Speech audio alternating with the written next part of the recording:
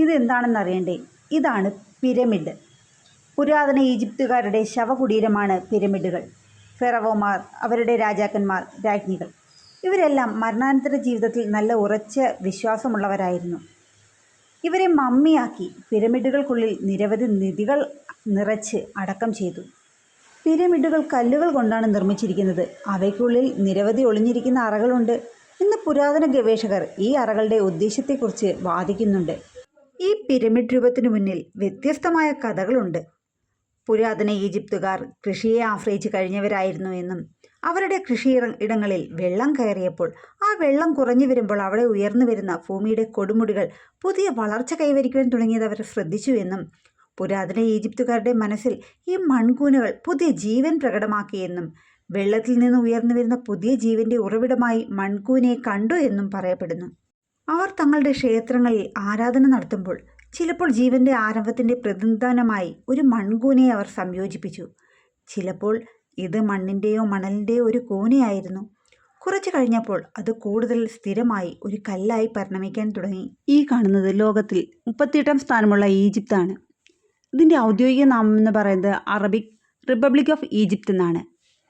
ഈജിപ്തിൻ്റെ വടക്കേ തീരം മെഡിറ്ററേനിയൻ കടലും കിഴക്കേ തീരം ചെങ്കടലുമാണ്. നൈൽ നദീതീരം മാത്രമാണ് ഇവിടെ കൃഷിക്ക് അനുയോജ്യമായുള്ള ഭൂവിഭാഗം. ഈ കാണുന്ന ജനത്തിരക്ക് എന്തിനാണെന്നറിയണ്ടേ? ഗിസയിലെ പിരമിഡുകൾ, സ്ഫിങ്സ് തുടങ്ങിയ ലോകത്തിലെ ഏറ്റവും പ്രശസ്തമായ സ്മാരകങ്ങളിൽ ചിലത് കാണാനാണ്. കറുത്ത ഭൂമി എന്നർത്ഥം വരുന്ന കെമറ്റി എന്നായിരുന്നു ഈജിപ്തിൻ്റെ പഴയ പേര്. ഈജിപ്ഷ്യൻ സംസ്കാരത്തിന് ഏതാണ്ട് 5000 വർഷം പഴക്കമുണ്ട്.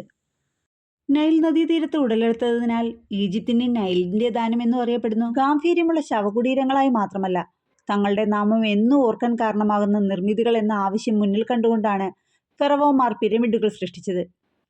ഭീമാകാരമായ വലിപ്പവും ലളിതമായ ആകൃതിയും പിരമിഡുകൾ മിസ്രയുടെ നിർമ്മിതിയെ മികവുറ്റതാക്കുന്നു.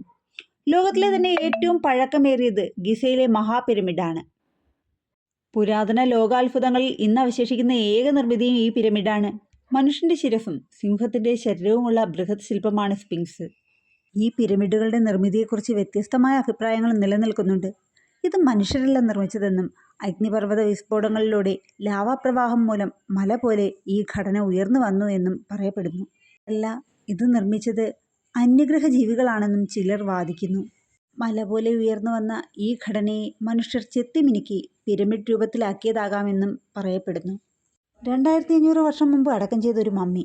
അതിനകത്ത് എന്താണെന്ന് പോലും ആർക്കും അറിയില്ല. പക്ഷേ ഒടുവിലത് തുറക്കാൻ ഗവേഷകന്മാർ തീരുമാനിച്ചു. ഒരു രാത്രി ലൈവായി ഡിസ്കവറി ചാനൽ വഴി ഒരു മമ്മിയുടെ ശവക്കല്ലറ ലൈവായി തുറക്കപ്പെട്ടു. ഏപ്രിൽ 7-നായിരുന്നു സംഭവം. മൃതദേഹം മാത്രം പ്രതീക്ഷിച്ചിരുന്ന ലോകത്തിന് മുന്നിലേക്ക് ഒരു നിധി പേടകമാണ് തുറക്കപ്പെട്ടത്.